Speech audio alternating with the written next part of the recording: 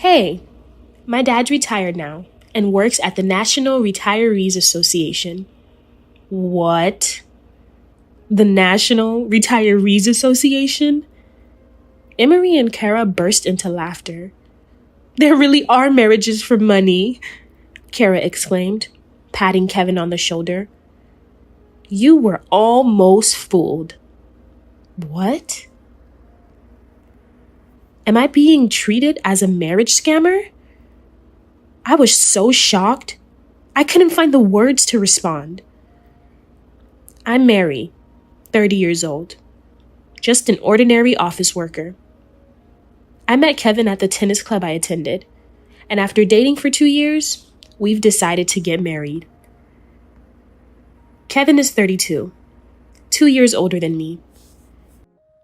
He works as a chef at a steakhouse run by his father, Thomas. Right now, I live with my mom and dad, but I plan to move out after we get married. Kevin also lives with his parents, but we've talked about renting a place together after the wedding. One day, Mom wants us to come to a family meeting, Kevin said. Ah, yeah, we were just talking about when to go, I replied. They're going to have this nice French restaurant deliver lunch boxes. Oh, really? I checked out the restaurant's website that Kevin mentioned. Wow, it looks like a fancy French place. Each dish looked absolutely beautiful. I was thrilled.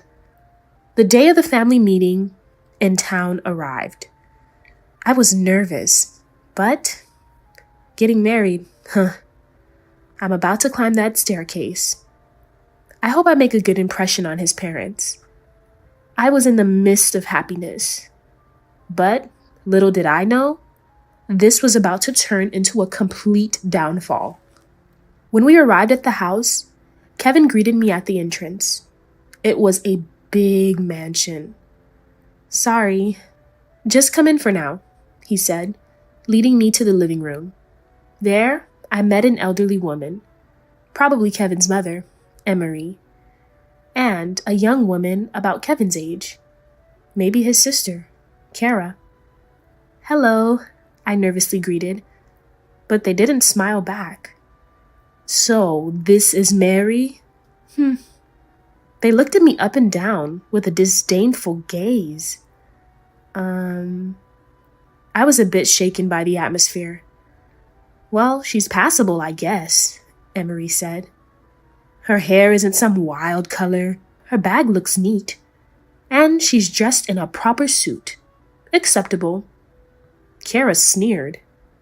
Huh? Confused, I looked at Kevin. Can you stop it, Mom and Kara? He said, frowning. Then looking at me. Sorry. Looks like my dad won't be here today, continues Kevin. What? Thomas isn't here for a family meeting? I was confused. I don't really understand the situation. Does he have business to take care of or something? I asked. No way. I didn't let you know? Then came the unexpected response from Emery. You thought it was just a family meeting with Kevin and you? Coming here for a family meeting means you're considering marriage, right? So, we decided to assess you beforehand to see if you're fit to become a part of this family. Yeah, your evaluation. Emery and Kara took turns speaking. An evaluation? Of me? I was speechless. Kevin continued. I thought it was just a family meeting. I had no doubts. And then this happens? But I tried to keep my composure. Well, yes. Eventually I'll need to talk with both of you, right? I put up my best guard. I was feeling the same as Kevin. But since we wouldn't be living with these two after marriage, I thought I could just get through this. Trying to keep up appearances, Kevin said we could open up the lunchbox. Inside, the dishes were as beautiful as expected, which cheered me up a bit. But then the mood was ruined by relentless questions from Emery and Kara. Mary works at corporation number 1, huh? Average, I guess. Safe choice. Each comment felt like an insult. Safe? Being called safe about my workplace by people I just met? I couldn't help feeling offended. Then, confused by the term safe? I'm saying it's passable. You're the one being evaluated, remember? Know your place. Kara said sharply, giving me a stern look. Place? Why am I being evaluated by Kara in the first place? Ignoring my feelings, another rude question came from Emery. What do your dad and mom do for work? Your mom is a housewife. Of course. Yes, she's a housewife. That's good. If she was a working mother, there might be a fear that you weren't raised properly, or that your family is poor. What kind of judgment is that? This bizarre, discriminatory point of view kept going. At first, I thought I could just let it slide, but I started to feel less and less okay with their arbitrary evaluation criteria. But Emery didn't seem to notice and kept going. And your dad, is he still working? If so, tell us where he works, or if he's retired, the name of his former workplace. The way she asked was just terrible. Mom, you're interrogating her. Kevin finally intervened. But I answered honestly. I didn't see any reason not to. My father is retired now and works at the National Retirees Association. To my surprise, Emery and Kara burst out laughing. What? The National Retirees Association? The two burst into laughter. They laughed so hard they cried. I was taken aback by their over-the-top reaction. What's so funny about that? I was about to ask, but then, that's it. Marrying for money is real. After all, I'm glad we did this evaluation, Kara said, slapping Kevin on the shoulder. You were almost tricked. She's obviously after our wealth. They're so blatant about marrying for money. They laughed and clapped their hands, as if they had unmasked me. Kevin slammed the table.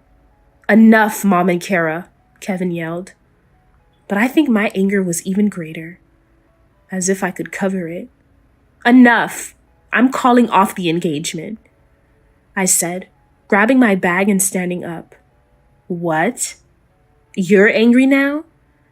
Kara stopped laughing for a moment, then smirked again. It's like a criminal getting angry when caught.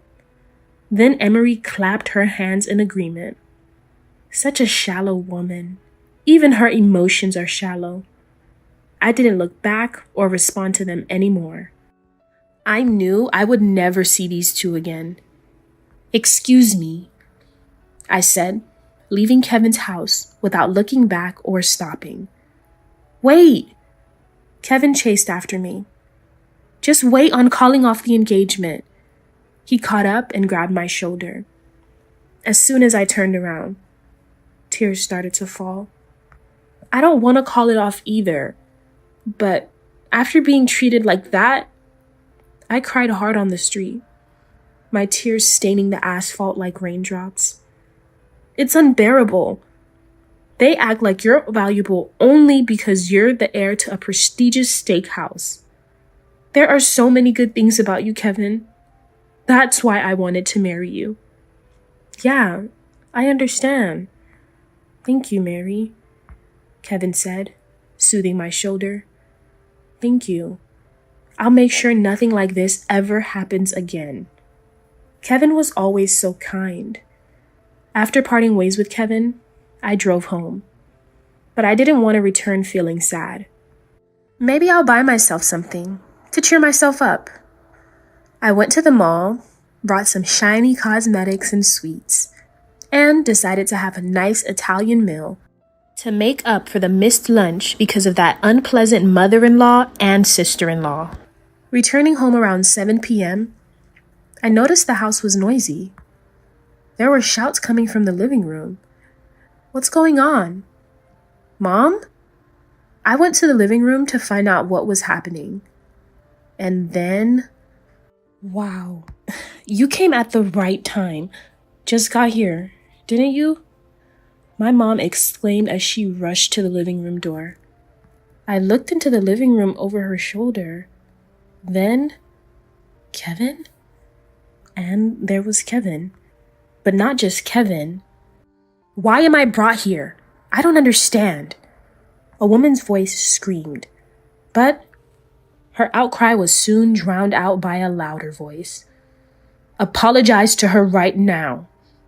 A man demanded as he saw me, beginning a respectful and deep apology. Hurry up. You two as well. Then he turned and shouted at two women standing next to him. What's going on? As soon as Kevin told us about today, we were rushed here without any explanation. I don't understand at all. The two women hysterically cried. It was Emery and Kara, the two who had just made a mockery of me. That means the man who had just apologized was... Thomas, this makes no sense, one of them yelled. So it was Thomas, Kevin's father. You two really... Mr. Miller is our top customer. What? Emery and Kara were shocked. Our restaurant serves $400 steaks, remember? The National Retirees Association isn't for people like that, they exclaimed. But Thomas fired back. That's what you call being truly ignorant of the world. Judging people with such a narrow view is not your place. Emery gasped at his intensity. Hi!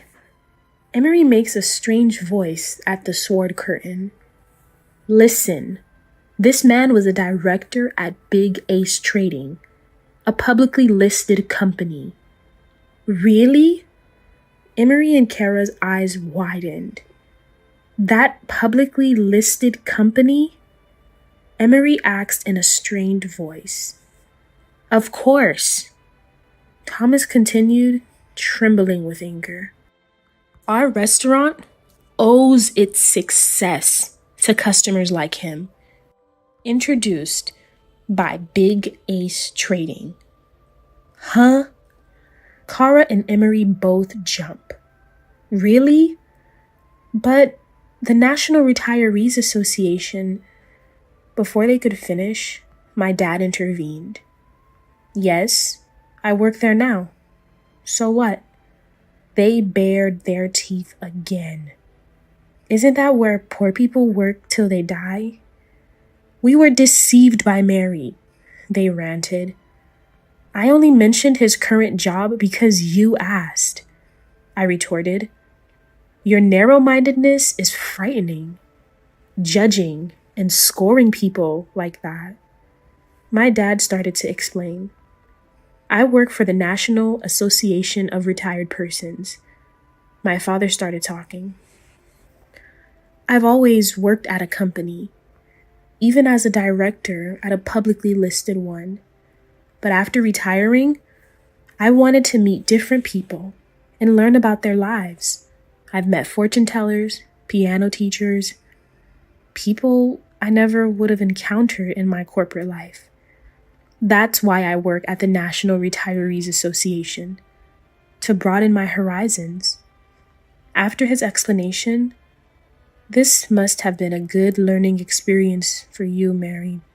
He turned to me. It was. I never want to deal with such biased people again. It was a good experience. But whether I can forgive or not is another matter. I glared at the stunned Emery and Kara with contempt. When Dad heard that, well, that's true. I heard from Kevin that you assume that just because her father worked at the National Association of Retirees, my daughter was marrying him for his money. This is so disrespectful to the people who work there. Above all, it's unbearable to hear Mary insulted, called a marriage scammer. He laughed with a coldness I had never seen before. When I was little, even when I got into mischief, I never saw my dad make that face. He was a dad who never got angry. I realized for the first time that he laughs when he's angry. The way you all arbitrarily judged Mary, it's a bit different from that. Me, Master, and Kevin, we're talking about you two.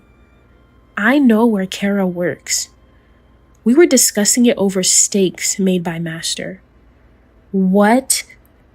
Kara seemed surprised that her workplace was being discussed, even though she had unreservedly inquired about my company. But the surprises didn't stop there. You work at Collins Accounting, right? Mr. Collins uses the National Retirees Association for his housekeeping, and that's how we met. Now, we even play golf together. What? Kara was continuously surprised, her mouth opening and closing. Well, I've been to Mr. Collins' steakhouse. I knew you came for steak. Kara's face went completely pale.